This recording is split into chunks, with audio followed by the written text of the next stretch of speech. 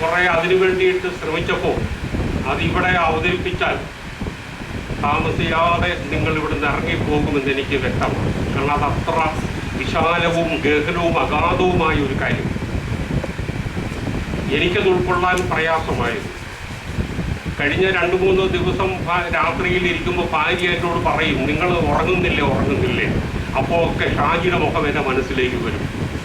ഷാജി എന്നോട് ഇടയ്ക്കിടയ്ക്ക് ഇങ്ങനെ കാര്യങ്ങൾ പറഞ്ഞുകൊണ്ടിരിക്കുകയാണ്. അത് ജീനോളജിയുടെ ഇങ്ങനെ അതിൻ്റെ വാല്യൂ അതിൻ്റേത് ഇങ്ങനെ പറഞ്ഞുകൊണ്ടിരിക്കുമ്പോൾ അപ്പോൾ ഞാൻ എൻ്റെ ഭാര്യയെ പോലും ധിക്കരിച്ചുകൊണ്ടാണ് രാത്രിയിൽ ഇതിനു വേണ്ടി, ഭാര്യമാർക്ക് ഭർത്താവ് രാത്രിയിൽ ഇരുന്ന് ചുമ്മാ ഇങ്ങനെ വായിക്കുന്നതൊന്നും ഇഷ്ടമുള്ള കാര്യമല്ല. അപ്പോൾ ഞാൻ നോക്കിയപ്പോൾ ഇതിൻ്റെ ഉള്ളിലേക്ക് അഗാധതയിലേക്ക് പോയപ്പോൾ അതൊന്ന് ഭയങ്കരമാണ്. അപ്പോൾ അതൊക്കെ ഇവിടെ പറഞ്ഞാൽ പല പ്രശ്നങ്ങളുണ്ടാകും, എനിക്ക് തന്നെ പ്രശ്നം ഉണ്ടാകുമെന്നാണ് എനിക്ക് തോന്നുന്നത്. എങ്കിലും നമുക്കതിൻ്റെ പുറം കാര്യങ്ങളിലൂടെ പോകാം, പുറമേയൊക്കെ ഒന്ന് പോകാം, അത്രയൊക്കെ പറ്റുള്ളൂ. കാരണം ഈ ക്രോമസോം ജീൻ എന്നൊക്കെ പറയുന്നത് നമ്മുടെയൊക്കെ അതൊക്കെ വളരെ സുവോളജിക്കലാണ്, വളരെ അതിനകത്ത് ജീവന്റെ എല്ലാ ഘടകങ്ങളും ഉണ്ട്. അപ്പോൾ മനുഷ്യൻ നിങ്ങൾക്കൊക്കെ അറിയാം, ദൈവം സൃഷ്ടിച്ചത്, അതിനെക്കുറിച്ചൊക്കെ പ്രശ്നങ്ങളുണ്ട്. പ്രപഞ്ചം, ഭൂമി, Stephen Hawking, big bang theory, നമ്മുടെ മാർപ്പാപ്പ വരെ അത് അംഗീകരിച്ചിട്ടുണ്ട്. ഫ്രാൻസിസ് മാർപ്പാപ്പ വല്ലാത്തൊരു പാർട്ടിയാണ്. അദ്ദേഹം വരെ അതിനെ ഈ പ്രപഞ്ച സൃഷ്ടിയിൽ ദൈവത്തിൻ്റെ കൈകടത്തിൽ ഇല്ലെന്ന് വരെ അദ്ദേഹം പറഞ്ഞിട്ടുണ്ട്. ഇന്ന് ജീവിച്ചിരിക്കുന്ന ഏറ്റവും വലിയ സയൻറ്റിസ്റ്റായ സ്റ്റീഫൻ ഹോക്കിങ്, അദ്ദേഹം 22ാമത്തെ വയസ്സിൽ അടിമുടി തളർന്നൊരു വ്യക്തിയാണ്. അദ്ദേഹം ഇതിനകത്താണ് ഒരു വീൽ ചെയറിലാണ് അദ്ദേഹം ജീവിക്കുന്നത്, കിടക്കുന്നത്, ഉറങ്ങുന്നത്, ആ ഒരു അവസ്ഥ അനങ്ങാൻ പറ്റും. പക്ഷേ ദൈവം അദ്ദേഹത്തിന് അപ്പോഴും ഒരു ചലനശക്തി കൊടുത്തു. അദ്ദേഹത്തിൻ്റെ വിരലുകൾ ചലിക്കും. ആ വിരലുകളിൽ കമ്പ്യൂട്ടറിൽ ഇരുന്നു കൊണ്ട് അദ്ദേഹം എഴുതിയൊരു പുസ്തകം ബൈബിൾ പോലെ വിറ്റഴിച്ചു. A brief history of time, കാലത്തിൻ്റെ ലഘുജീവചരിത്രം എന്നാണ് പേര്. ഞാനത് വായിച്ചതാണ്, 100 പേജും. അത് ഈ മഹാപ്രപഞ്ചത്തിൻ്റെ ഉത്ഭവത്തെക്കുറിച്ചാണ് പറയുന്നത്. ഇതിനെയാണ് മാർപ്പാപ്പ അംഗീകരിച്ചത്. അപ്പോൾ അത് തുടങ്ങുകട്ടെ. ഈ മഹാപ്രപഞ്ചം, അതിൽ മനുഷ്യൻ പുരുഷനും സ്ത്രീയും. അപ്പം അതിനകത്ത് പരസ്പരം ഒരു ആകർഷണം കൊടുത്തു സർവ്വജീവജാലങ്ങൾക്കും, മെയിൽ ആൻഡ് ഫീമെയിൽ, ആണും പെണ്ണും സർവ്വജീവജാലങ്ങളിൽ. ഏകകോശജീവിയായ അമീബയിൽ വരെ ഒറ്റ കോശമേ ഉള്ളൂ, നമുക്ക് കാണാനാവില്ല. ആ അമീബയിൽ പോലും ഒരു സെല്ലിനകത്ത് ആണും പെണ്ണുമുണ്ട്. ഫ്യൂഷനാണ് അതാണ്. അപ്പോൾ ഈ പ്രപഞ്ചത്തിൽ ആണും പെണ്ണും പരസ്പരമായൊരു ആകർഷണം, അതാണ്.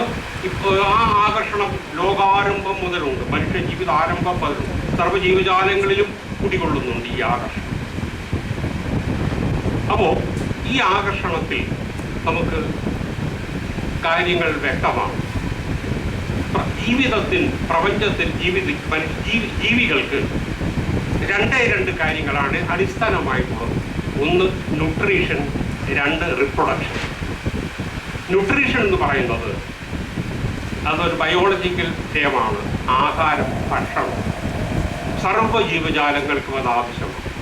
ആഹാരമില്ലാതെ, ഭക്ഷണമില്ലാതെ, തിന്നാതെ, ന്യൂട്രീഷൻ ഇല്ലാതെ ഒരു ജീവിതമില്ല. രണ്ടാമത്തത് റിപ്രൊഡക്ഷൻ. നമുക്ക് എല്ലാവർക്കും അറിയാം, പ്രത്യുൽപാദനം. ഈ 2 ഏർജ് സർവ്വജീവജാലങ്ങളിലുമുണ്ട്, മനുഷ്യനിലുമുണ്ട്. ഈ ഏർജിൻ്റെ ഒരു ഭാഗമാണ് സ്ത്രീയും പുരുഷനും തമ്മിലുള്ള ആകർഷണം.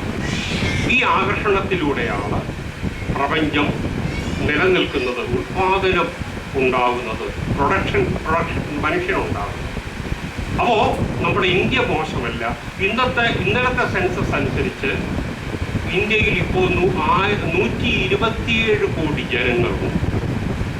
ഇന്ന് പത്രത്തിൽ വന്നതാണ്. ഇന്നലത്തെ ലേറ്റസ്റ്റ് ന്യൂസ് ഇതനുസരിച്ച് 127 കോടി ജനങ്ങൾ ഇന്ത്യ മഹാരാജ്യത്തിലുണ്ട്. 2050 അത് ലോകത്തിലെ ഏറ്റവും വലിയ സന്തതികളുള്ള മനുഷ്യരുള്ള രാജ്യമായി ഇന്ത്യ രൂപാന്തരപ്പെടും. അതായത് ചൈനയെ നമ്മൾ തോൽപ്പിക്കും. നമുക്ക് പലപ്പോഴും തോൽക്കാനാണ് വിധിയെങ്കിലും നമുക്ക് ഈ കാര്യത്തിൽ നമുക്ക് തോൽക്കേണ്ടി വരില്ല.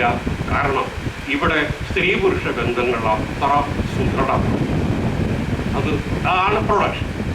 ഇപ്പോൾ ഒരു സിനിമ ഓടുന്നുണ്ട്, പ്രേമത്തിൻ്റെ കാലമൊക്കെ കഴിഞ്ഞു പോയി. നമ്മുടേതെങ്കിലും ഞാൻ കാണാൻ പോയില്ല. പക്ഷേ കൊച്ചുമക്കൾ എന്നെ നിർബന്ധിക്കുന്നുണ്ട്. പക്ഷെ കൊച്ചുമക്കൾക്ക് ഞാൻ പറഞ്ഞു നിങ്ങൾ പ്രേമിക്കാറായിട്ടില്ല. അവർ 3-ാം ക്ലാസ്സിലും 5-ാം ക്ലാസ്സിലൊക്കെ പഠിക്കുന്ന പിള്ളേരാണ്. ഞാൻ പറഞ്ഞു നിങ്ങളും പ്രേമം കാണാറായിട്ടില്ല, പ്രേമിക്കാറായിട്ടില്ല. ഞങ്ങളുടെ പ്രായവും കഴിഞ്ഞുപോയി. എൻ്റെ അപ്പച്ചൻ്റെയും അപ്പച്ചിയുടെയും പ്രായം കഴിഞ്ഞുപോയി പ്രേമം. പിന്നെ ഇത് അച്ചാച്ചന്മാരൊക്കെ ചേട്ടന്മാർ കോളേജിൽ സ്കൂളിലൊക്കെ പഠിക്കട്ടെ, അവർ മലരി എന്നൊക്കെ വിളിക്കട്ടെ എന്നൊക്കെ പറഞ്ഞ് അങ്ങനെ ഒരു ചെറിയ ഒരു പിള്ളേരെ നിർത്തിയിരിക്കുകയാണ്. അപ്പം അവിടെയും ഇതാണ് ഈ പ്രേമമാണ്.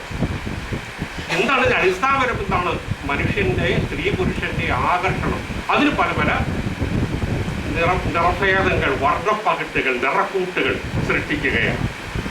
ഇതാണ് അത്. പ്രകൃതിക്കൊറ്റ ആവശ്യമേ ഉള്ളൂ ഈ പ്രപഞ്ചം ജീവരാശികൾ നിലനിൽക്കുന്നത്. അതിനാണ് ഈ ആകർഷണവും ലൈംഗികതയും ഉൽപാദനത്വവും എല്ലാം കൊടുത്തിരിക്കുന്നത്. അപ്പോൾ ഇപ്പോഴാണ് ഈ ഒരു അവസ്ഥയിലാണ് ക്രോമസോം ജീൻസ് വരുന്നത്. മനുഷ്യരിലുള്ളതാണ് ക്രോമസോം, അതിൻ്റെ സെല്ലുകൾ. ഇവയുടെ ഒരു ഫ്യൂഷനാണ് സ്ത്രീ പുരുഷൻ. നമുക്കറിയാം, അതിൻ്റെ വിശദാംശങ്ങളിലേക്കൊന്നും പോകുന്നില്ല. പുരുഷൻ സ്ത്രീ ഇതിൻ്റെ തല കൊച്ചു കുഞ്ഞുങ്ങൾക്കും അറിയാം. നായനാര് പറഞ്ഞ പോലെ ചായ കുടിക്കുന്നവർക്ക് പോലും ഇതൊക്കെ അറിയാം. അപ്പോൾ ഇങ്ങനെ ഇത് സംഗതികൾ നടക്കുമ്പോൾ ഒരു യോജിപ്പുണ്ടാവും. ഇതാണ് ജീൻസ്.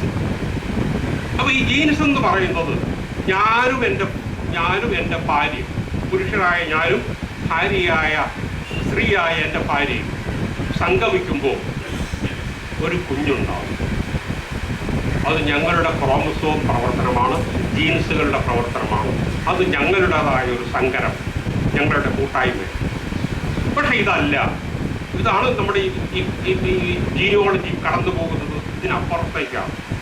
ഇതിൻ്റെ പിന്നിൽ കാലങ്ങളുടെ വിദൂരതകൾ, തലമുറകളുണ്ട്. ഇതാണ് കുടുംബയോഗം. അപ്പം ഞാനും എൻ്റെ ഭാര്യയും സംഗമിക്കുമ്പോൾ ഞങ്ങൾക്കുണ്ടാകുന്ന ഒരു കുഞ്ഞ് എൻ്റെ അവളുടെ കുഞ്ഞല്ല. ഈ കുഞ്ഞ്, അതിന് സോളജിയിൽ പറയും ഓസ്പ്രിങ് എന്നാണ്. ഈ കുഞ്ഞ് ഞങ്ങളുടേതല്ല, അത് അനന്തതയിൽ നിന്ന് വന്നതാണ്. തലമുറകൾക്ക് പിന്നിൽ നിന്ന് 100,000 മനുഷ്യജന്മങ്ങളിലൂടെ, എൻ്റെ കുടുംബ പരമ്പരകളിലൂടെ, വംശപരമ്പരകളിലൂടെ വന്നതാണ്. അതാണ് ജീനോളജി ചുരുക്കത്തിൽ പറഞ്ഞത്. അതിൻ്റെ തിയറിറ്റിക്കൽ വശങ്ങളൊക്കെ വേറെയാണ്, ഞാൻ അതിലേക്കൊന്നും പോകുന്നില്ല. നമുക്കത് ഉൾക്കൊള്ളാൻ പ്രയാസമാണ്. അതായത് അത് അതിമനോഹരമായി ഒരു ലെബനീസ് എഴുത്തുകാരൻ, കവി ഖലീൽ ജിബ്രാൻ എന്ന് പറയുന്ന ഒരു കവി ഒരു കവിത എഴുതിയിട്ടുണ്ട്.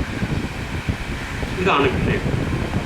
അപ്പോൾ ഒരു പ്രോഫറ്റ് എന്നാണ് ആ പുസ്തകത്തിൻ്റെ പേര്. ദി പ്രോഫറ്റ് എന്നാണ് ആ പുസ്തകത്തിൻ്റെ പേര്. കവിതയാണ്. ഖലീൽ ജിബ്രാൻ ലെബനീസ് കവിയാണ്. അദ്ദേഹം മരിച്ചിട്ട് 50 വർഷമായി. അദ്ദേഹത്തിൻ്റെ കവിതയിൽ പ്രോഫറ്റിനോട് ഒരു സ്ത്രീ ചോദിക്കുന്നു. ആ പ്രോഫറ്റിനോട് ചോദിക്കുകയാണ്, പ്രവാചകനോട്, ഞങ്ങൾക്ക് ഞങ്ങളുടെ കുഞ്ഞുങ്ങളെക്കുറിച്ച് ഒന്ന് പറഞ്ഞു തരാമോ? അപ്പോൾ അദ്ദേഹം പറയുന്നു, your children are not your children. First സെൻറ്റൻസാണ് നമ്മൾ ആദ്യം ഞെട്ടിപ്പോകും. Your children are not your children.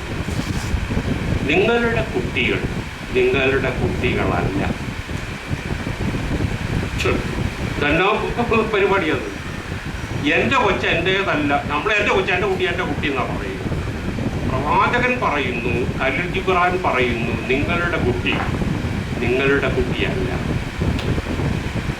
പിന്നീടാണ് അദ്ദേഹം വിശദീകരിക്കുന്നത്, they come through you but not from you. അത് ഭയങ്കരമായ ഫിലോസഫിക്കലാണ്. they come through you but not from you.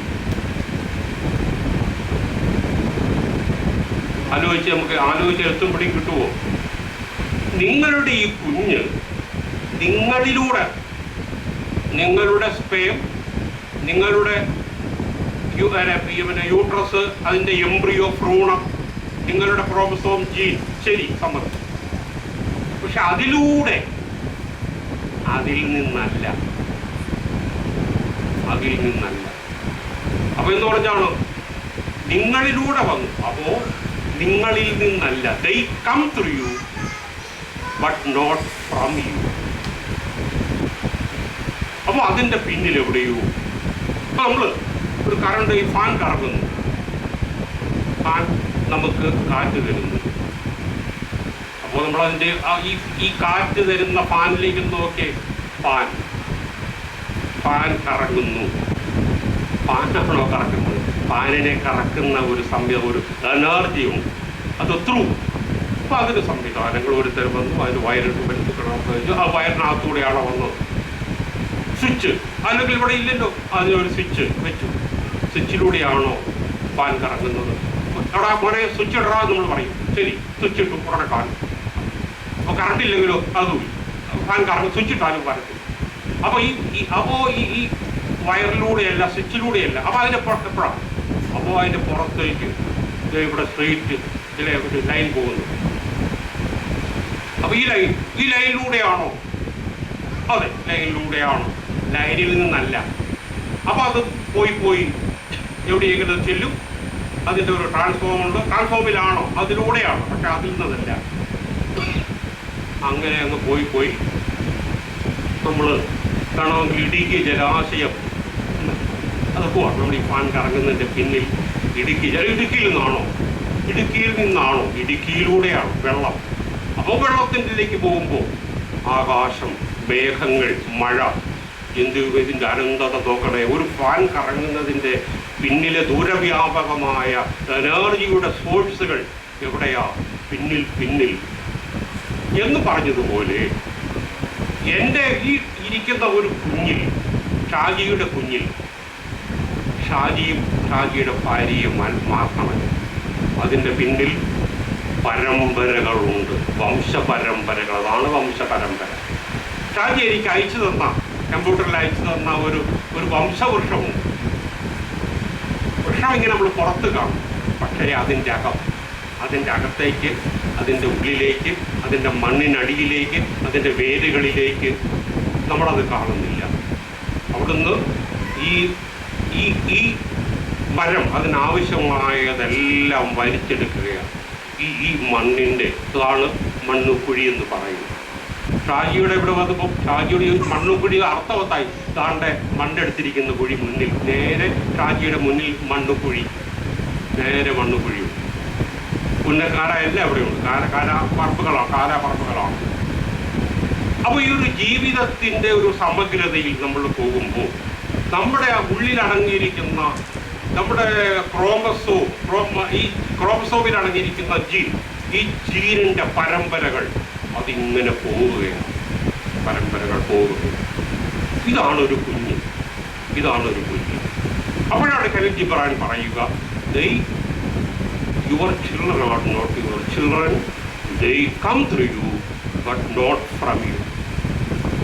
പിന്നീട് അദ്ദേഹം പറയുന്നു, ഞാനത് കുറച്ചത് എടുത്തുകൊണ്ട് പോന്നിട്ടുണ്ട്. എന്താണ് പറയുക? though they are with you yet they belong not to you. അവർ നിങ്ങളോടൊപ്പമാണെങ്കിലും നിങ്ങളുടെ കൂടെയല്ല. നിങ്ങളുടെ കുഞ്ഞുങ്ങൾ നിങ്ങളോടൊപ്പമാണെങ്കിലും നിങ്ങളുടെ കൂടെയല്ല.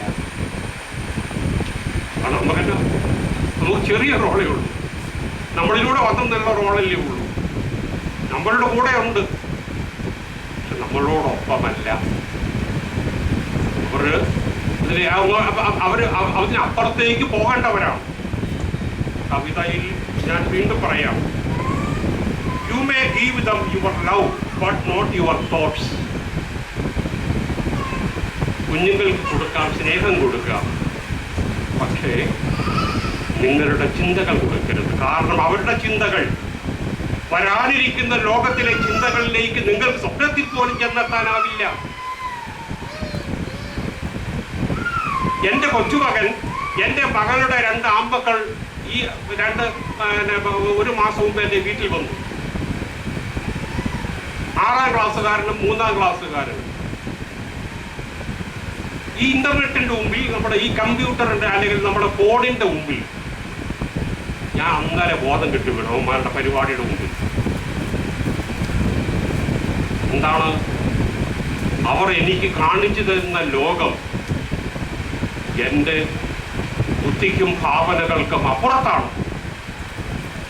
ഇവിടെ പറഞ്ഞുള്ളൂ, ഇന്റർനെറ്റിലൂടെ, നിങ്ങളുടെ പ്രസിഡന്റ് പറഞ്ഞുള്ളൂ, ഇന്റർനെറ്റിലൂടെ അവർ എൻ്റെ മുമ്പിൽ കാഴ്ചവെച്ച ഒരു ലോകത്തിന്റെ മഹാവിസ്മൃതി ഭയങ്കരമാണ്.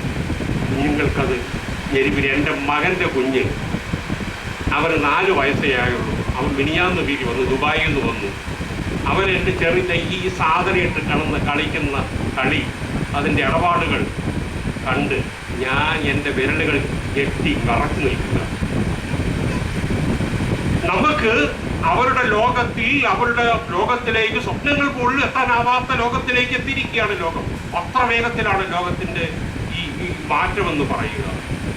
പണ്ട് യശോദ അന്തിച്ചില്ലേ, കുഞ്ഞിവാ കണ്ടിട്ട് ഉണ്ണിക്കണ്ണൻ മണ്ണുവാരി തിന്നപ്പോ അവന്റെ വായിൽ വിടർന്ന 14 ലോകം കണ്ടൊരു അമ്മ ഞെട്ടിപ്പോയില്ലേ? ഭാഗ്യം നമ്മുടെ കുഞ്ഞുങ്ങളുടെ വാ തുറക്കാത്തത് ഭാഗ്യം. നമ്മൾ ഞെട്ടിപ്പോകും. 14 ലോകങ്ങൾ നമ്മുടെ കൊച്ചുമക്കളുടെ മുമ്പിൽ അങ്ങനെ വിടർത്ത് നിൽക്കുകയാണ്. നമ്മൾ ഞെട്ടിപ്പോകും. അങ്ങനെ ലോകത്തിലാണ് നമ്മൾ നിൽക്കുക. അപ്പോഴാണ് നമ്മുടെ തോട്ട്സ് പറയി നിൽക്കുക. സ്നേഹം കൊടുക്കാം. അപ്പോഴാണ് നമ്മൾ നമ്മുടെ ചിന്തകളുമായി ചെല്ലുക. നിങ്ങളുടെ ചിന്തകൾ ആർക്കു വേണം? നിങ്ങളുടെ ആശയങ്ങൾ, ഫിലോസഫികൾ ആർക്കു വേണം? അപ്പോഴാണ് അവൻ പറയുക, അപ്പച്ചനൊന്നും അറിഞ്ഞുകൂടാ, അപ്പായിക്കൊന്നും അറിഞ്ഞുകൂടാ. അവൻ പറയും. കാരണം അതാണ് ലോകം. ആ ലോകം അവരുടെ മുമ്പിൽ അങ്ങനെ ഒരു മഹാവിസ്മയം പോലെ നിൽക്കുകയാണ്. അനന്തമജ്ഞാതം അവർണ്ണനീയം ഈ ലോകഗോളം തിരിയുന്ന മാർഗം അങ്ങനെ നിൽക്കുകയാണ്. അപ്പോഴാണ് വീണ്ടും നമ്മളെ അത്ഭുതപ്പെടുത്തിക്കൊണ്ട് നമ്മൾ പറഞ്ഞല്ലോ കുഞ്ഞുങ്ങൾ, അതവിടെ നിൽക്കട്ടെ, ഞാൻ ഇതിലേക്ക് പോകുന്നില്ല. ആ കവി അവസാനിപ്പിക്കുന്ന കുറേ ഭാഗങ്ങളുണ്ട്, ഞാൻ പറയുന്നില്ല. അവസാനിപ്പിക്കുന്നു, നിങ്ങളുടെ കുഞ്ഞുങ്ങൾ നാളെയിലേക്ക്, ഭാവിയിലേക്ക് തൊടുത്തുവിടുന്ന അമ്പുകളാണ്. നിങ്ങളാവട്ടെ തൊടുത്തുവിടുന്ന വില്ലുകൾ മാത്രം. വില്ല്, പക്ഷെ ഈ വില്ല് ഇളകരുത്. നിങ്ങളുടെ കുഞ്ഞുങ്ങളെ നാളെയിലേക്ക് തൊടുത്തുവിടുമ്പോൾ ആ അമ്പുകൾ അതിൻ്റെ ലക്ഷ്യസ്ഥാനത്തിലേക്ക് പ്രയാണം ചെയ്യുമ്പോൾ നിങ്ങളാണത് ചെയ്യുക. നിങ്ങളുടെ വില്ലുകൊണ്ടാണത് ചെയ്യുക. നിങ്ങളുടെ വില്ലിളകരുത്. ആ വില്ലിളകിയാൽ ആ ആരോസ് അമ്പുകൾ അതിൻ്റെ ലക്ഷ്യങ്ങളിൽ നിന്ന് ചെതറിപ്പോകും. അവിടെയാണ് കുടുംബം. എന്തിനാണ് കുടുംബം ഉണ്ടായത്? എന്തിനായി കുടുംബം ഉണ്ടായത്? ആരായി കുടുംബം ഉണ്ടാക്കിയത്? അതാണ് പ്രശ്നം. ലോകത്തിൽ ഏറ്റവും കൂടുതൽ കാലം പരിചരിക്കേണ്ട ഒരു ഓസ്പ്രിങ് എന്ന് പറയും, സന്തതി എന്ന് പറയുന്നത് മനുഷ്യൻ്റെ സന്തതി. അതിന് കൂടുതൽ കാലം വേണം. അതിനെ ഒന്ന് ഡെവലപ്പ് ചെയ്തെടുക്കാൻ, രൂപവൽക്കരിച്ചെടുക്കാൻ. അതിനാണ് കാരണക്കാരനായ അപ്പനും പ്രസവിക്കുന്ന അമ്മയും കൂടിച്ചേർന്ന ഒരു അവസ്ഥ. കുഞ്ഞ്, അതായത് ഒരു കുഞ്ഞിൻ്റെ നിസ്സഹായതയിൽ നിന്നാണ് കുടുംബം ഉണ്ടാകുന്നത്. ഒരു കുഞ്ഞിൻ്റെ നിസ്സഹായതയിൽ നിന്നാണ് കുടുംബം ആരംഭിക്കുന്നത്. കുഞ്ഞിനെ നമുക്ക് തള്ളിക്കളയാനാവില്ല. അങ്ങനെ വിശ്വാമിത്രന് തള്ളിക്കളയാം. മേനക തടപെടാതെ അപ്പം ഒരു കാമമോഹമായ രീതിയിൽ വിശ്വാമിത്രൻ മേനക വന്നു, കുഞ്ഞുണ്ടായി. കുറേ അത് ഉത്തരവാദിത്വം പിതൃത്വം ഏറ്റെടുക്കാൻ വിശ്വാമിത്രൻ തയ്യാറായാലും ഇട്ടേഞ്ഞു പോയി, അവളും ഇട്ടേഞ്ഞു പോയി. അപ്പോഴാണ് ശകുന്തപക്ഷികൾ വന്ന്, അപ്പോഴും വേണം ശകുന്തപക്ഷികൾ വന്ന് ഇതിനെ പരിചരിച്ചത്. കണ്ണുമകർത്തി എടുത്തുകൊണ്ട് പോയി തപോവനത്തിൽ കൊണ്ടുപോയി വളർത്തിയത്. അതാണ് ശാകുന്തളം. ആരെങ്കിലും പരിചരിക്കാനില്ലെങ്കിൽ കുഞ്ഞുങ്ങൾ പെട്ടെന്ന് ചത്തുപോകും. പക്ഷേ മൃഗങ്ങളുടെ കുഞ്ഞുങ്ങൾ അങ്ങനെയൊന്നും ചാകത്തില്ല. അവർ 4 കാലം പ്രളാന്ന് വരും. മനുഷ്യ കുഞ്ഞുങ്ങൾക്ക് അനവധി കാലം, വർഷങ്ങൾ വേണം അതിനെ ഒരു നിലവാരത്തിലെത്താൻ. അതിന് അപ്പൻ്റെയും അമ്മയുടെയും പരിചരണം, ശുശ്രൂഷ ആവശ്യമുണ്ട്. അതതിൻ്റെ ശൈശവ ബാല്യകാലം. അതാണ് ഈ കവി പറഞ്ഞ എന്താണ് വില്ലെന്ന് പറയും. ആ വില്ല് ഈ ആരോസ്, നാളേക്ക് കുതിച്ചു പായേണ്ട ഈ അമ്പുകളെ നാളേക്ക് വിടേണ്ട ഈ അമ്പുകളെ ഈ വില്ല് സജ്ജമാക്കുകയാണ്. അതാണ് കുടുംബം, പശ്ചാത്തലം, ജീവിതം. അതുകൊണ്ടാണ് വിൽഡുറാൻഡ് എന്ന് പറയുന്ന അമേരിക്കൻ ഫിലോസഫർ പറയുന്നത് all culture is family culture. നമ്മൾ സംസ്കാരം എന്ന് പറയുന്നത് കുടുംബ സംസ്കാരമാണ്. All culture is family culture. ഇത് ഞാൻ ആ സെന്റൻസ് വായിക്കാം. All culture is family culture. Things learned as A നീ ബേബി. ഒരു കുഞ്ഞ് മുട്ടിന്മേൽ ഇഴയുന്ന പ്രായത്തിൽ ആർജിച്ചെടുക്കുന്ന സംസ്കാരം അത് കുടുംബ സംസ്കാരമാണ്. അവിടെ തുടങ്ങി, അതാണ് മെയിൻ. അപ്പോ ഒരു കുഞ്ഞിന്റെ സംസ്കാരം എന്ന് പറയുന്നത് മുട്ടിന്മേൽ ഇഴഞ്ഞു നടക്കുന്ന പ്രായത്തിലൂടെ ആർജിച്ചെടുക്കുന്ന ഒരു സംസ്കാരമാണ്. Details and techniques may be learn outside the home. അതിൻ്റെ വിശദാംശങ്ങൾ, സംസ്കാരത്തിൻ്റെ സ്വഭാവ രൂപവൽക്കരണത്തിൻ്റെ വിശദാംശങ്ങൾ, അതിൻ്റെ ഡീറ്റെയിൽസ്, അതിൻ്റെ techniques may be outside from the home. വീട്ടിന് പുറത്തുനിന്നും കിട്ടണം.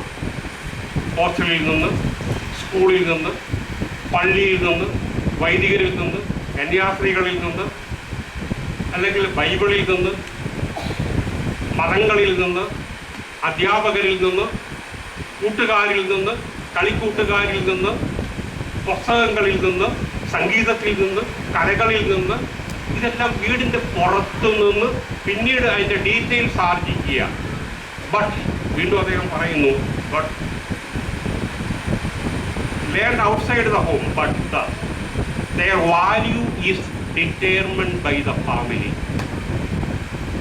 Their value is determined by the family. അവരുടെ മൂല്യം അളക്കുന്നത്, തീരുമാനിക്കപ്പെടുന്നത് കുടുംബത്തിലൂടെയാണ്, കുടുംബത്തിൽ നിന്നാണ്. അപ്പോ ഒരു കുഞ്ഞ് പെട്ടെന്നൊരു ദിവസം പാളിപ്പോകുന്നുവെങ്കിൽ, അവളുടെ അല്ലെങ്കിൽ അവൻ്റെ കൗമാരത്തിൽ പാളിപ്പോകുന്നുവെങ്കിൽ ആദ്യം നോക്കേണ്ടത് അമ്മയിലേക്കും പിന്നെ അച്ഛനിലേക്കുമാണ്. കാരണം അവിടെയാണ് അതിൻ്റെ പാളിച്ച സോഴ്സ്. എന്തുകൊണ്ടൊരു കുഞ്ഞ് പാളിപ്പോയി? നമ്മൾ 16 വയസ്സിനെ നെഞ്ചിലിട്ട് ഓമനിച്ചു വളർത്തിയ ഒരു പെൺകുട്ടി ഒരു സുപ്രഭാതത്തിൽ കണ്ണു കാണിച്ച ഒരുത്തൻ്റെ കൂടെ ഇറങ്ങിപ്പോകുന്നുവെങ്കിൽ, എൻ്റെ മകൾ, ഞാൻ പെറ്റു വളർത്തി 100,000 പ്രാവശ്യം ഓമനിച്ച് വളർത്തിയ എൻ്റെ മകൾ പെട്ടെന്ന് ഒരുത്തൻ്റെ കൂടെ ഇറങ്ങിപ്പോകുന്നുവെങ്കിൽ, വീണ്ടും വിചാരമില്ലാതെ ഇറങ്ങിപ്പോകുന്നുവെങ്കിൽ, അത് നമ്മൾ ആലോചിക്കേണ്ട വിഷയമാണ്. അതിൻ്റെ വിഷയം അത് പിതാവ് വേണ്ടവണ്ണം ആ പെൺകുഞ്ഞിന് പിതൃത്വത്തിൻ്റെ സ്നേഹം ഉമ്മകൾ കൊടുക്കാത്തത് കൊണ്ടാണ്, മകൻ അമ്മ കൊടുക്കാത്തതാണ്. അതൊക്കെ പിന്നീട് ഭയങ്കരമായ വിഷയമാണ്. അത് ഞാൻ 1900 ഈ ലോകത്തെ രൂപാന്തരപ്പെടുത്തിയ വലിയൊരു പുസ്തകമുണ്ട്. 1915 വർഷമായി സിഗ്മണ്ട് ഫ്രോയിഡിന്റെ ഇന്റർപ്രട്ടേഷൻ ഓഫ് ഡ്രീംസ് എന്ന് പറയുന്ന പുസ്തകമാണ്. The interpretation of dream. ഞാനത് വായിച്ച് തലമരിച്ചുപോയി. മനുഷ്യ അപഗ്രഥനം, നമ്മുടെ മനസ്സുകൾ അപഗ്രഥനം, അവിടുന്ന് പിന്നീട് വീണ്ടും യുങ് തുടങ്ങിയവരിലേക്കൊക്കെ പോയി. അതൊക്കെ പോട്ടെ, അതൊക്കെ പോയി, അങ്ങനെയൊക്കെ പോയി. അപ്പോൾ അതൊക്കെ വേറെ വിഷയങ്ങളാണ്. അപ്പോഴും ഈ ഒരു വിഷയം എന്താണ് ബേസിക് ആയിട്ടുള്ളത്? കൾച്ചർ, സംസ്കാരം, ആലോചന. കുട്ടികൾക്ക് പാളിച്ചകൾ വരാം, പ്രേമങ്ങളിൽ ഉൾപ്പെടാം, അതൊക്കെ വരാം. അത് ഞാൻ പറഞ്ഞല്ലോ, പ്രപഞ്ചത്തിൻ്റെ ഒരു ആവശ്യമാണ്. പ്രത്യുൽപാദനം നടക്കണം, പ്രകൃതിക്കതയോ. പക്ഷെ അതിനൊരു വീണ്ടും വിചാരം, സംസ്കാരം നൽകുന്നത് കുടുംബമാണ്, വീടാണ്. അപ്പനും അമ്മയും കൂടിച്ചേരുന്ന ഒരു സംസ്കൃതിയിൽ നിന്ന്, ഒരു സംസ്കാരത്തിൽ നിന്ന്. അതാണ്. ഇനി ഇപ്പൊ നമ്മൾ പറഞ്ഞല്ലോ, ഈ ജീൻസ്, ക്രോമസോം കുറെ നമ്മുടേതാണ്. പക്ഷെ ഇത് പരമ്പരകളിൽ നിന്ന് വരുന്നതാണ് ഞാൻ പറഞ്ഞു. പക്ഷെ ഈ പരമ്പരയെ തെറ്റിക്കുന്ന സംവിധാനം ഇപ്പോൾ വന്നിരിക്കുകയാണ്. ക്രോമസോം ജീൻസിനെ നമുക്ക് മാറ്റിമറിക്കാം. നമ്മുടെ സ്വഭാവങ്ങളെ, നമ്മുടെ വ്യക്തിത്വങ്ങളെ മാറ്റിമറിക്കാനുള്ള ഒരു ടെക്നോളജി അമേരിക്കയിൽ ലോസ് ആഞ്ചലസിലെ ലാബുകളിൽ പ്രവർത്തനമായിട്ടിരിക്കുന്നുവെന്ന് ഇപ്പോൾ തെളിയിച്ചുകൊണ്ടിരിക്കുകയാണ്. അതിൻ്റെ പേര് എഡിറ്റിംഗ് ആണ്. അതായത് ജനിതക എഡിറ്റിംഗ്. ജീൻസിനെ എഡിറ്റ് ചെയ്യുക. നിങ്ങൾ എഡിറ്റിംഗ് എന്ന് കേട്ടിട്ടുണ്ട്? സിനിമ കേട്ടിട്ടുണ്ട്. അപ്പോൾ സിനിമ ഉദാഹരണം, നമ്മൾ പഴയ ഒരു സിനിമ ചെമ്മീൻ്റെ ഏറ്റവും പ്രധാനപ്പെട്ട ഘടകം മർക്കസ് ബാഡ്ലിയുടെ ക്യാമറയും കൃഷ്ണരാജ് മുഖർജിയുടെ എഡിറ്റിങ്ങുമാണ്. രാം കാര്യമായിട്ട് എന്ന് പറയുന്ന സംവിധായകൻ കുറേ കുറേ ഷോട്ടുകൾ ഇങ്ങനെ എടുത്തെടുത്ത് വെക്കും. ഇത് ലാബിൽ കൊണ്ടുവന്നിട്ട് കൃഷ്ണരാജ് മുഖർജി അതിൻ്റെ വേണ്ടവണ്ണം യോജിപ്പിക്കും. അതിൻ്റെ അടുത്ത് ഇങ്ങോട്ടുണ്ട്, മറ്റോ അങ്ങോട്ടിട്ട് ഇതാണ് അതിന് മാത്രം ദീർഘം വേണം, അതിന് മാത്രം ഇത്ര ദീർഘം വേണ്ടതുണ്ടോ, ഇങ്ങനെ അതാണ് എഡിറ്റിംഗ്. ഭയങ്കരമായ സിനിമയും വലിയ ഘടകമാണ് എഡിറ്റിംഗ്. ആവശ്യമില്ലാത്തത് കുറയ്ക്കുക, കൂടുതലുള്ളത് മാറ്റിക്കളയുക, പിന്നെ കുറേ ഭാഗങ്ങൾ കൂട്ടിച്ചേർക്കുക, ഇങ്ങനെ പല ഇതാണ് എഡിറ്റിംഗ്. ജനിതക എഡിറ്റിംഗ് എന്ന് പറഞ്ഞാൽ നമ്മുടെ ക്രോമസോമിലുള്ള ജീൻസിനെ എഡിറ്റ് ചെയ്യുക. ഒരു വർഷം മുമ്പ് വരെ അതിന് $50,000 ഒരു ജീൻസിനെ മാറ്റാൻ എഡിറ്റ് ചെയ്യാനുള്ള ഫീസ്. ഇപ്പം അത് ഒരു വർഷം മുമ്പ് $30. ഇപ്പോൾ അതിൻ്റെ കമ്പനികൾ പേറ്റന്റിന് വേണ്ടി അമേരിക്കയിൽ നിയമയുദ്ധങ്ങൾ തുടങ്ങിക്കഴിഞ്ഞു. നിയമയുദ്ധങ്ങളിലായി ഇതൊന്ന് ശരിയാക്കിയെടുക്കാൻ ഇതിൻ്റെ പേറ്റന്റ്. കാരണം $30 നമുക്കൊന്നും രൂപാന്തരപ്പെടുത്താമെങ്കിലോ അത് ഭ്രൂണത്തിലാണ്. നമ്മുടെ കുഞ്ഞ് ഭ്രൂണത്തിലായിരിക്കുമ്പോഴേ നമ്മുടെ വംശപരമ്പരകളിൽ വരുന്ന ഏതെങ്കിലും രോഗമുണ്ടെങ്കിൽ ആ രോഗത്തിന് കാരണമായിരിക്കുന്ന ജീൻസിനെ മാറ്റിമറിക്കുക. ഇതാണ് ഇപ്പോൾ നടക്കാൻ പോകുന്നത്. ജനിതക എഡിറ്റിംഗ് നടക്കാൻ തുടങ്ങും. അതിനുള്ള ബഹളങ്ങളിലാണിപ്പോൾ ലാബുകൾ. ഭ്രൂണത്തിൽ തന്നെ നമുക്ക് ഈ പറഞ്ഞ വംശപരമ്പരകളിലൂടെ, ക്രോമസോമിലൂടെ, ജീൻസിലൂടെ പരമ്പരാഗതമായി വന്നു ചേർന്നിരിക്കുന്ന ചില മോശപ്പെട്ട, ഉദാഹരണത്തിന് രോഗം, ക്യാൻസർ. എൻ്റെ ഒരു സുഹൃത്ത്, എൻ്റെ ഫാദർ 70ാമത്തെ വയസ്സിൽ ക്യാൻസർ വന്ന് മരിച്ചു. എൻ്റെ സുഹൃത്ത് 55ാമത്തെ വയസ്സിൽ ക്യാൻസറായി. അയാളുടെ മകൻ, ഈ പിതാവിൻ്റെ മകൻ, അയാളുടെ പെങ്ങൾക്ക് ക്യാൻസറായി അടുത്ത കാലത്ത് മരിച്ചു. ഈ ക്യാൻസർ പിടിച്ച എൻ്റെ സുഹൃത്തിൻ്റെ മകൾ, ലണ്ടനിലുള്ള മകൾക്ക് ക്യാൻസറായി. അവൻ്റെ സഹോദരൻ്റെ മകൾക്ക് ക്യാൻസറായി. അപ്പോൾ ഒരു കുടുംബത്തിൽ തന്നെ, ഒരു ജീൻസിൽ തന്നെ 5 പേർക്ക് ക്യാൻസർ. അതിൽ 3 പേര് മരിച്ചു. എൻ്റെ സുഹൃത്ത് ജീവിച്ചിരിപ്പുണ്ട്. വെല്ലൂരൊക്കെ പോയി വീണ്ടും 3 മാസം ഉൾപ്പെടെയുള്ള വെടുക്കരും എല്ലാ സംഗതികളും. എൻ്റെ ഒരു കസിൻ്റെ മകന്, പുള്ളിക്ക് ഇപ്പോൾ 90 വയസ്സായി. എൻ്റെ അമ്മയുടെ മൂത്ത ജ്യേഷ്ഠത്തിൻ്റെ മകനാണ്. 90 വയസ്സായി. പുള്ളിക്ക് 4 ആൺപിള്ളേരും. ഇളയ മകൻ ഒരു ഉണ്ടാക്കലും കുറുങ്കണ്ണനുമാണ്. ഉണ്ടാക്കലും മൂത്ത 3 കുട്ടികൾ, ആൺകുട്ടികളും അമേരിക്കയിൽ പോയി സമ്പന്നരായി. വീണ്ടും അതിൻ്റെ രീതിയിൽ സമ്പന്നമായി. അവിടത്തേക്ക് അവർ വിചാരിച്ചു, ഇളയ ഒരുത്തനുണ്ടല്ലോ, അവനെവിടെ ഞങ്ങൾക്ക് കൂട്ടായി, അവരെ ഒരു പെണ്ണൊക്കെ കെട്ടിച്ച് ഞങ്ങൾക്ക് കൂട്ടായിട്ട് നിർത്തും. അവന് 10-20 പറയും, എനിക്ക് അമേരിക്കയിൽ പോകണം. അപ്പോൾ ഈ അപ്പം പേപ്പൊന്താ, നീ എവിടെ പോകാനാണ്, നീ പോയിട്ട് എന്നാ ചെയ്യാനാ? അവൻ ചേട്ടന്മാരുടെ പുറകെ പോയി. ചേട്ടന്മാരുടെ പുറകെ ഈ ഇളയവരും പോയി. അവനും അവിടെ പോയി പെണ്ണ് കെട്ടി, പിന്നെ സംഗതിയായി കുഞ്ഞുങ്ങളായി ഭയങ്കര സ്വിമ്മിംഗ് പൂളിലെ വീട്. ഞാനവിടെ പോയി. ഒരു ടാമ്പയിലാണ്, ടോൾഡായി ടാമ്പയിൻ. അപ്പോൾ അപ്പനും പിന്നെ എൻ്റെ മൂത്ത ജ്യേഷ്ഠൻ, കസിൻ, ആ പുള്ളിയും ചേട്ടത്തിയും അവർ വീട്ടിലുണ്ട്. അവർ ഇടയ്ക്കിടയ്ക്ക് പറയും, ഒരുത്തന് പൊട്ടുപഴിച്ച ഒരുത്തരുണ്ടായിരുന്നു, അവനും കൂടെ പോയി ഞങ്ങൾ വലിയ വീട്ടിൽ അനാഥരായി. അവനുണ്ടായി, അവൻ പോയല്ലേ, അവനുണ്ടായിരുന്നെങ്കിൽ ഞങ്ങൾക്കൊരു കൂട്ടായേനെ. അപ്പോൾ ഇനി കോങ്കട്ടന്മാർ അല്ലെങ്കിൽ ഈ അപാകതയുള്ളവരൊന്നും ഉണ്ടാകാൻ പോണില്ല. ഈ $30 വിലയുള്ള സംഗതികളുള്ളതൊക്കെ മാറ്റാൻ പറ്റില്ല. ഉടനെ ഇവിടെ വരും. സൂപ്പർ സ്പെഷ്യാലിറ്റി ഹോസ്പിറ്റലുകൾ നോക്കി നിൽക്കുക എങ്ങനെ കാശുണ്ടാക്കാന്നുള്ള പരിപാടി. ഉടനെ സകല ടെക്നോളജി കൊണ്ടൊന്ന് ആദ്യം കുറേ പേര് ചത്തൊക്കെ പോവായിരിക്കും, ആദ്യം കുഞ്ഞുങ്ങളെ ഭ്രൂണമൊക്കെ പോവായിരിക്കും. എന്നാലും ഭാവിയിൽ നമുക്ക് തടഞ്ഞു നിർത്താനാവില്ല. ഈ ജീനിയോളജിക്കൽ ട്രീറ്റ്മെൻറ്റ് ഇങ്ങനെ കടന്നു വരുമ്പോൾ അത് നമ്മളുടെ ആകെ ജീവിതത്തെയും നമ്മുടെ ഭാവനകളെയും, അതാ ഞാൻ പറഞ്ഞത്, കവി പറഞ്ഞത് നിങ്ങളുടെ കുഞ്ഞുങ്ങൾ വരാനിരിക്കുന്ന കാലത്തെക്കുറിച്ച് നിങ്ങൾക്ക് സ്വപ്നം കൂടെ എത്താനാവില്ല. പിന്നെ എന്തിനാ നിങ്ങൾ ഇപ്പോഴത്തെ നിങ്ങളുടെ ഈ കാര്യങ്ങൾ പറയുന്നത്? നിങ്ങളുടെ പഴയ കാലത്തെ 50-80 വർഷം മുമ്പുള്ള വെല്ലിപ്പൊക്കൻ നടന്നുപോയ കാര്യം, ഞങ്ങൾ സ്കൂളിൽ നടന്നു പോയെന്ന കാര്യം പറയണ്ട. എന്ത് കാര്യമാണ്? ഒരു കാര്യമില്ല. ജീവിതം ജീനോളജി എന്നൊക്കെ പറയുന്നത്, ഞാനതിൻ്റെ പുറമേയുള്ള ഒരു കാര്യമാണ് പറഞ്ഞത്. ഞാൻ 3/4 മണിക്കൂറായി എനിക്ക് 3/4 മണിക്കൂറാണ് ഷാജി തന്നിരിക്കുന്നത്. ഞാനതിൻ്റെ വിശദാംശങ്ങളിലേക്കൊന്നും പോയില്ല. അപ്പോൾ നമ്മുടെ ജീവിതത്തിൽ വരാതിരിക്കുന്ന ഒരു കാലം വരുത്തി വയ്ക്കുന്ന ക്രോമസോം ജീനോളജി കുടുംബത്തിൻ്റെ ഒരർത്ഥത്തിൽ നമ്മൾ വിചാരിക്കുക, നമ്മുടെ കുഞ്ഞുങ്ങൾ അങ്ങനെ ഇങ്ങനെയൊക്കെ ആകുന്നതെങ്കിൽ നമ്മുടെ മാത്രം കുഴപ്പമില്ല. അതാണ് നമ്മൾ പറയാറില്ലേ, നിന്റെ കുഴപ്പമല്ല എന്നൊക്കെ പറയാറില്ലേ. നിന്റെ വല്യപ്പൻ്റെ തലമുറകളൊക്കെ നമ്മൾ പഠിക്കല്ലേ, തലമുറകൾ, പൂർവ്വ തലമുറകൾ എന്നൊക്കെ പറയത്തില്ലേ, വംശ പരമ്പരകൾ എന്നൊക്കെ പറയില്ലേ. അതിൻ്റെ പിന്നിൽ ഈ ജീനോളജിയാണ് പ്രവർത്തിക്കുക. അപ്പോൾ വീണ്ടും ഒരു ടെക്നോളജി വരികയാണ്. അതിന് പറയുന്നത് ജീൻ ഡ്രൈവ് എന്നാണ്. വളരെ സംഭവിച്ചു കഴിഞ്ഞു. ജീൻ ഡ്രൈവ്, അതായത് ഈ ഒരു ഭ്രൂണത്തിൽ ഉണ്ടാകുന്ന ഇതിനെ ജീനിനെ എഡിറ്റ് ചെയ്ത് ശരിയാക്കി. ഈ കൊച്ചു വളർന്നു, അത് പ്രായപൂർത്തിയായി. അത് പിന്നെ വിവാഹം ചെയ്യുന്നത് ഈ ജനിതകമായ കൃത്രിമമായ ഇതിൽ അല്ലാത്തൊരു കുഞ്ഞുമായിട്ടാണ് ബന്ധപ്പെടുത്തുമെങ്കിൽ വീണ്ടും പ്രശ്നം ഉണ്ടാകാം.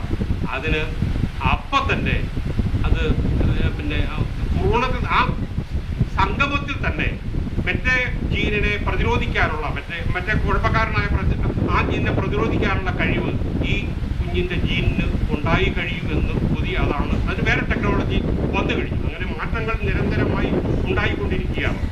ഇതൊക്കെ 1932 ആൾഡസ് ഹക്സ്ലി എന്ന് പറയുന്ന ഒരു നോവലിസ്റ്റ് സയന്റിഫിക് നോവൽ എഴുതിയ അദ്ദേഹത്തിൻ്റെ നോവലിൻ്റെ പേര് ദ ബ്രേവ് ന്യൂ വേൾഡ്. ഇതിനകത്ത് ഇതെല്ലാം പറഞ്ഞിട്ടുണ്ട്. 1932 ആൾഡസ് ഹക്സ്ലി എന്ന് പറയുന്ന വിസ്തൃതനായ സയന്റിഫിക് നോവലിസ്റ്റ് ഈ പറയുന്ന ദ ബ്രേവ് ന്യൂ വേൾഡ് എന്ന് പറയുന്ന നോവലിൽ മനുഷ്യനെ ലാബിൽ അവനവന് ആവശ്യമുള്ള മനുഷ്യനെ ലാബിൽ സൃഷ്ടിച്ചെടുക്കുന്ന, യഥാർത്ഥ മനുഷ്യനെ സൃഷ്ടിച്ചെടുക്കുന്ന ഒരു ടെക്നോളജിയെ കുറിച്ച് പറയുന്നുണ്ട്. ഇതിങ്ങനെ വരുമ്പോൾ, അങ്ങനെയിലേക്ക് വരുമ്പോൾ നമുക്ക് വേണമെങ്കിൽ നമുക്ക് ചെയ്യാം. ഒരു സമൂഹത്തിന് വേണമെങ്കിൽ ചെയ്യാം. പഴയ നമ്മുടെ സങ്കല്പമുണ്ടല്ലോ, നമ്മുടെ ഹിന്ദു ചരിത്രത്തിലുള്ളതുപോലെ വർണ്ണ വ്യത്യാസമുള്ള, നമുക്ക് പണ്ടങ്ങനെ ആയിരുന്നല്ലോ. ബ്രാഹ്മണര് വേദങ്ങൾ ചൊല്ലാൻ, വേദം പഠിക്കാൻ, വേദോപനിഷത്തിൽ കൈകാര്യം ചെയ്യാൻ, ആധ്യാത്മിക കാര്യങ്ങൾ കൈകാര്യം ചെയ്യാൻ ബ്രാഹ്മണര്, രാജ്യം ഭരിക്കാൻ, യുദ്ധം ചെയ്യാൻ ക്ഷത്രിയര്, കച്ചവടം നടത്താൻ വൈശ്യര്, വർണ്ണ വ്യത്യാസം, പിന്നെ മറ്റു പരിപാടികൾ ചെയ്യാൻ ശൂദ്രര്. അങ്ങനെ ജാതി വ്യത്യാസം, വർണ്ണ വ്യത്യാസം ഉണ്ടായിരുന്നു പണ്ട്. അതെല്ലാം നമ്മളിപ്പോൾ കലക്കി കളഞ്ഞു, അതെല്ലാം പോട്ടെ. ഇനി നമുക്ക് ഈ ജീനോളജിയിൽ ടെക്നിക്ക് കൊണ്ട് അവനിൽ നമുക്കൊരു പറ്റം യുദ്ധം ചെയ്യാനുള്ള പട്ടാളക്കാരെ വേണം. അവന് വേറെ യാതൊരു ബുദ്ധിമുട്ടും ഒന്നും കൊടുക്കത്തില്ല. അവൻ മല്ലടിച്ച് യുദ്ധം ചെയ്തു. ആ രീതിയിലുള്ള ടെക്നോളജിയിൽ കുറേ പേരെ ഉണ്ടാക്കി, ഒരു 10-4 കോടി മനുഷ്യരെ അങ്ങനെ ഉണ്ടാക്കിയെടുക്കാം. ടെക്നോളജി ഉണ്ടാക്കി ഈ ഭ്രൂണത്തിലൂടെ ഉണ്ടാക്കിയെടുത്താൽ അവർ പോയി യുദ്ധം ചെയ്തോളൂ. കച്ചവടം നടത്താനുള്ള അതിനുള്ള എലമെന്റ്സ് ഉള്ള കഴിവുള്ള ആൾക്കാരെ, ആ കച്ചവട താല്പര്യം, നമ്മൾ പറയില്ല അവൻ ഭയങ്കര കച്ചവടക്കാരൻ നല്ല ബിസിനസ്മാനാണ് എന്നൊക്കെ നമ്മൾ പറയത്തില്ലേ. തോമാച്ചനൊക്കെ കൂട്ടത്തിൽപ്പെട്ടതാണ് ബിസിനസ്മാൻ. അപ്പോൾ അതിനുള്ള ടെക്നിക്കൊക്കെ അവരുടെ കയ്യിലുണ്ട്, നിലനിർത്തിക്കൊണ്ട് പോകാൻ. അങ്ങനെയുള്ളവരെ അത് നടത്താനുള്ള മാത്രം വേറെ കാര്യങ്ങൾ, പുതിയ സ്നേഹങ്ങളോ ഒന്നും പാടില്ല അവർക്ക്. അങ്ങനെ ഒരു ടെക്നോളജിയിൽ അവരെ ഉണ്ടാക്കാം. കച്ചവടം ചെയ്യാൻ, യുദ്ധം ചെയ്യാൻ, പഠിപ്പിക്കാൻ, മറ്റ് പിന്നെ ഈ കുറേ ഉണ്ണാക്കന്മാരായ കുറേ പേര് അവർ കൂലിപ്പണി, അവരെല്ലാം ഒരു പ്രതികരണമില്ലാതെ, ആരോടും ദ്രോഹിക്കാതെ, ഒരു മുദ്രാവാക്യവും വിളിക്കാതെ, ഒരു ഹർത്താലും ആചരിക്കാതെ, ആരെയും ഒരു പ്രശ്നവും ഇല്ലാതെ, അങ്ങനെ കുറേ പേര് നമുക്ക് കുറേ നമ്മുടെ പാർട്ടിക്ക് കുറേ പേരെ വേണം. എന്നും സിന്ദാബാദ് വിളിച്ചിട്ടുണ്ടെങ്കിൽ ഒരു ചോദ്യങ്ങളും നേതാക്കന്മാരെ ചോദ്യം ചെയ്തില്ല, ഒരു പ്രശ്നമില്ലാതെ നമുക്കൊരു കുറേ പേരെ വേണം. അണികൾ വേണം. അണികളുണ്ടല്ലോ, അണികൾ വേണം. അങ്ങനെ കുറേ പേരെ ഉണ്ടാക്കാം. അവർ സ്ഥിര അടികളായി നടന്നുകൊള്ളും. ഒരു പ്രശ്നവുമില്ല, അവരാരും ചോദ്യം ചെയ്തില്ല. അങ്ങനെ ഒരു കാലം വരാനിരിക്കുന്നു എന്നതിൻ്റെ സൂചനകളോട് ഇവിടെ ഇതിനകത്തുണ്ട്. ഇതാണ് ജീവിതത്തിൻ്റെ. നമ്മളിതെല്ലാം പറയുമ്പോഴും ഈ കഴിഞ്ഞ ആഴ്ച അമേരിക്കയിലെ സുപ്രീം കോടതി ഒരു ഭയങ്കര സുപ്രധാനമായ ഒരു തീരുമാനമെടുത്തു. ഏതാ തീരുമാനം എന്ന് പറയാമോ? നിങ്ങൾക്കറിയാമോ? ആരെങ്കിലും ഓർക്കുന്നുണ്ടോ? നിങ്ങൾ ആരെങ്കിലും ശ്രദ്ധിച്ചോ?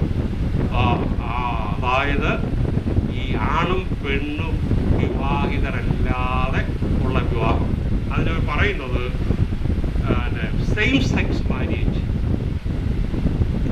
അത് അംഗീകൃതമായി വിധി എഴുതി സുപ്രീം കോടതി അമേരിക്കയിൽ. ആണും വിവാഹിതരാവുക, പെണ്ണും വിവാഹിതരാവുക. ഒരു പ്രശ്നവുമില്ല.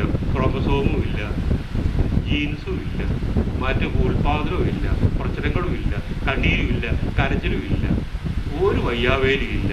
വിദ്യാഭ്യാസവും 1 ലക്ഷം ഡൊണേഷൻ കൊടുത്ത് പിന്നെ ഈ നമ്മുടെ മാനേജ്മെൻറ്റ് അച്ഛന്മാരുടെ പുറകെ നടക്കേണ്ട ഒരു കാര്യവുമില്ല. 100 കൂട്ടം കാര്യങ്ങളല്ലേ നമ്മളൊരു കൊച്ചുണ്ടായി കഴിഞ്ഞാൽ. അങ്ങനെ തന്നെ കൊച്ചുങ്ങൾ ഇല്ലാതാകും. കൊച്ചുങ്ങളെ വേണ്ടെന്ന് വെക്കുന്നത്. ഒരു നേഴ്സിന് അഡ്മിഷന് കൊള്ളാവുന്നൊരു സ്കൂളിൽ, ഈ കൊള്ളാവുന്ന സ്കൂൾ പണിത് മുഴുവനും നമ്മുടെ കാശുകൊണ്ടാണ്, നാട്ടുകാരുടെ കാശുകൊണ്ടാണ്, അണിമേദികളുടെ കാശുകൊണ്ടാണ്. പക്ഷെ അവർ അധികാരം ഏറ്റെടുത്ത് കഴിഞ്ഞ് ഇപ്പോൾ ഞങ്ങളുടെ ഏത് സ്കൂളിലാണെങ്കിലും ഏതൊരാണെങ്കിലും 1 ലക്ഷം രൂപ വെച്ചെടുത്തു. 1 ലക്ഷം രൂപ അഡ്മിഷൻ വേണം. ഒരു അഡ്മിഷൻ പിന്നെ കോളേജിൽ പിന്നെ നിങ്ങൾ 1 ലക്ഷം രൂപയ്ക്ക് ശമ്പളം കിട്ടുന്നതല്ലേ, ഒരു 25 ലക്ഷം രൂപയ്ക്ക് തന്നത് ജോലിക്ക്. ഈ വയ്യാവലിയൊന്നുമില്ല. ഈ കാണുവാനും കൂടെ കെട്ടിയാൽ ഈ അടുത്ത കാലത്ത് അടുത്തൊരു സ്ഥലത്ത് ആഘോഷമായി നടത്തിയ വിവാഹം 1 മാസത്തിന് ശേഷം ഡിവോഴ്സ് ചെയ്തപ്പോൾ കിട്ടിയ ന്യൂസ് നിങ്ങൾക്കറിയാമോ? ചെറുക്കൻ ചെറുക്കന് പെണ്ണിൽ താല്പര്യമില്ല, ചെറുക്കന് താല്പര്യം. ഇവിടെയും അത് വന്നു കഴിഞ്ഞു. അപ്പം ഞാൻ ചോദിച്ചു, പിന്നെ തന്നെ കെട്ടിയത് വീട്ടുകാരുടെ അളയൂപത്തെന്ന് പറഞ്ഞു നമ്മൾ താനക്കടയിൽ പോകണം. കെട്ടി ആ പെണ്ണിൻ്റെ ഭാവിയാണ്, പെണ്ണിൻ്റെ ഭാവി. ക്രോമസോം ഇല്ല, ജീൻസും ഇല്ല.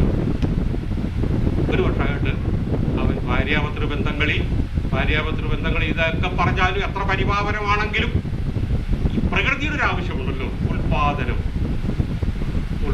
നടത്തിയില്ലെങ്കിൽ പിന്നെ ചെറുക്കനും പെണ്ണും തമ്മിൽ കെട്ടുന്നതിന് ഞാനതാ സമയം കഴിഞ്ഞു. വിശദാംശങ്ങളിലേക്കൊന്നും ഞാൻ പോയില്ല. ഞാനതിൻ്റെ ഒരു പുറം വരാതിരിക്കുന്ന കാലം.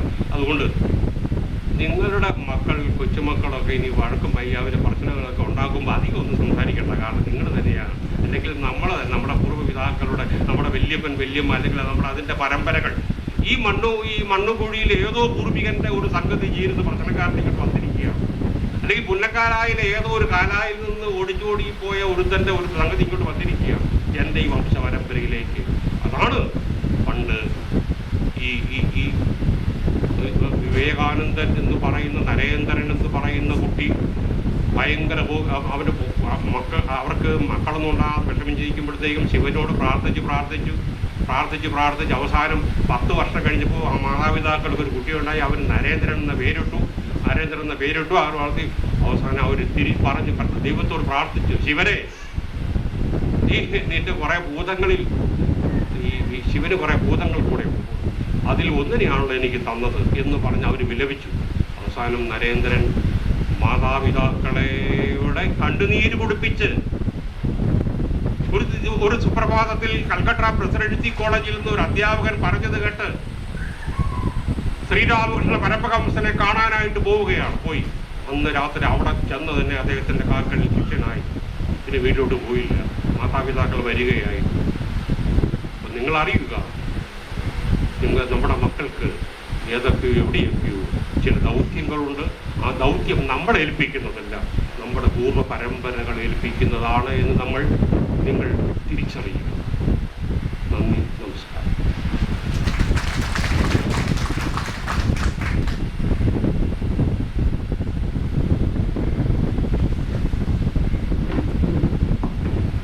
മാത്യു സാറ് പറഞ്ഞല്ലോ, ശരിക്കും പറഞ്ഞാൽ ഡിസൈനർ സാരി, ഡിസൈനർ കാറുകളും എല്ലാം ഇറങ്ങുന്ന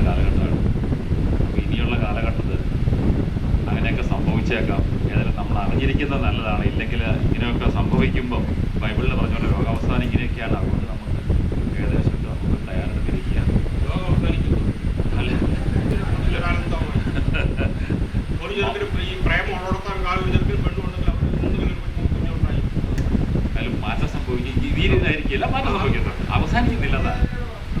അപ്പോൾ ഏതായാലും വളരെ നമുക്ക് വിശദീകരിച്ച സാറിന് വളരെ നന്ദി. ഈ തിരിച്ചു കൂട്ടിലാണെങ്കിലും നാണിയൊക്കെ മുട്ടയിടും. പക്ഷെ അതിൽ വേലക്കാരെത്ര വേണം, കുറവുണ്ടോ, ആണെത്ര വേണം, മടിയന്മാരെത്ര വേണമൊക്കെ തീരുമാനിക്കുന്നത്, അതിനെ ശുശ്രൂഷിക്കുന്നത്, അവിടെയും ട്രെയിനിങ് നടക്കുന്നത്.